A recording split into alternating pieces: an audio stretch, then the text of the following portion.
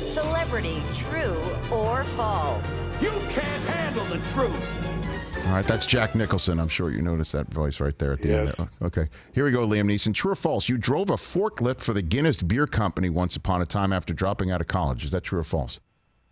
Yes, that's true. Yeah, one of the best jobs I ever had. What? Because are you saying you sampled some of the product? Is that what you're saying, Liam?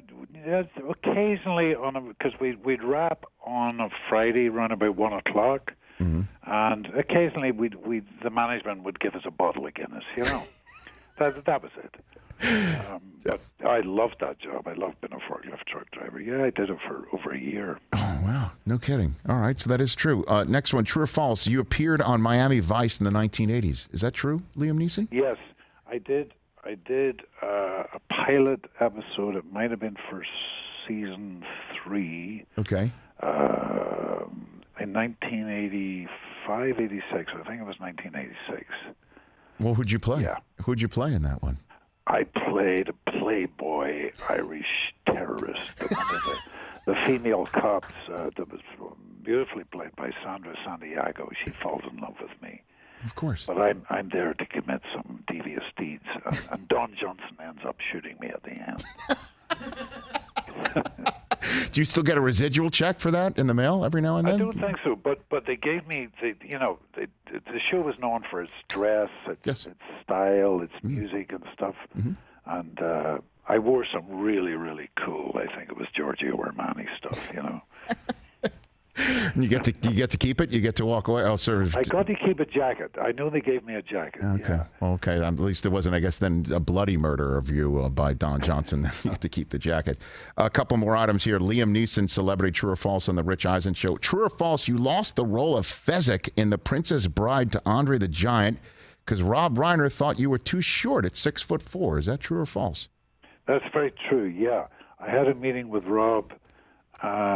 And if I ever meet him, I'll give him a little dressing down because I walked into the room and he turned to his casting director and said, come on, what height are you? He said to me. I said, I'm 6'4". Come on, he's just a normal-sized American, for God's sake. I need a giant. He never even said hello, goodbye, thank you very much. Oh. I thought he was awfully rude. And I think he's incredibly talented, don't get me wrong. But I think if I ever run into Rob, I have to say, excuse me, Rob, I want to bring you back to whenever it was, 80-something, you know.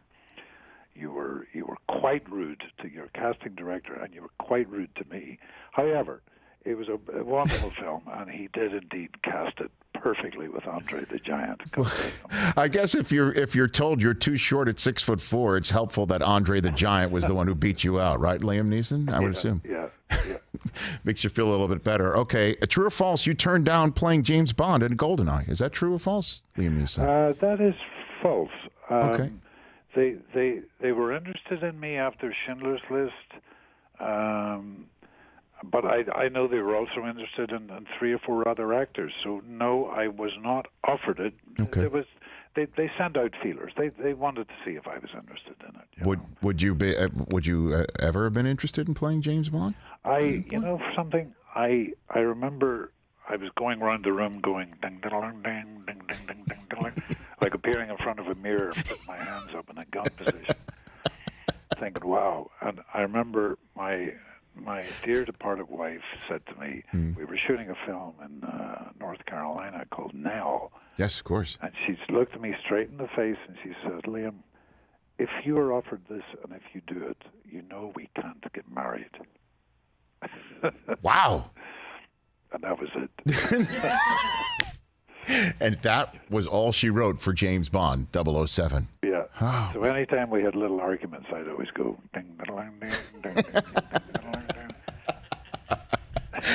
Last one for you, Liam Neeson. True or false here on the Rich Eisen Show? You thought you were a little bit, I guess, wavering on the movie Taken, but signed on to spend 4 months in Paris and take on the kind of role you hadn't really been offered in the past. Is that true or false?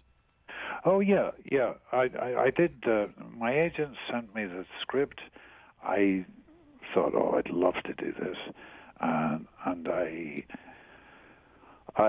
my wife actually was showing a film she was in with Ray Fiennes at the Shanghai Film Festival, and I found out that Luc Besson, who was the co-creator of the Taken franchise, certainly of the first Taken film script, I knew he was head of the jury in Shanghai, so I accompanied my wife, and I had met Luc a couple of times over the years. But I pulled him aside and I said, listen, look, I've read the script. I'd really love to do it. I'm sure I'm not on your short list. I'm sure I'm not even on your long list. But I'd love to do it. I was an amateur boxer. I've done some fight scenes in movies with swords and shields and all that sort of stuff. But I'd love to get the chance to do this.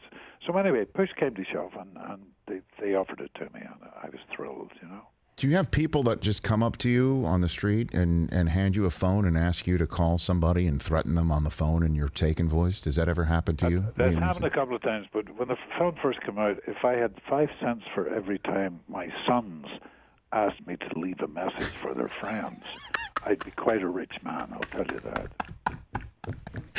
Well, you just tell them you're going to find them, right? I mean, that's pretty much the way it goes, right? Yeah, that was it. Oh, my gosh. Hey, you watched all the way to the end. Thanks for that. Watch more right here.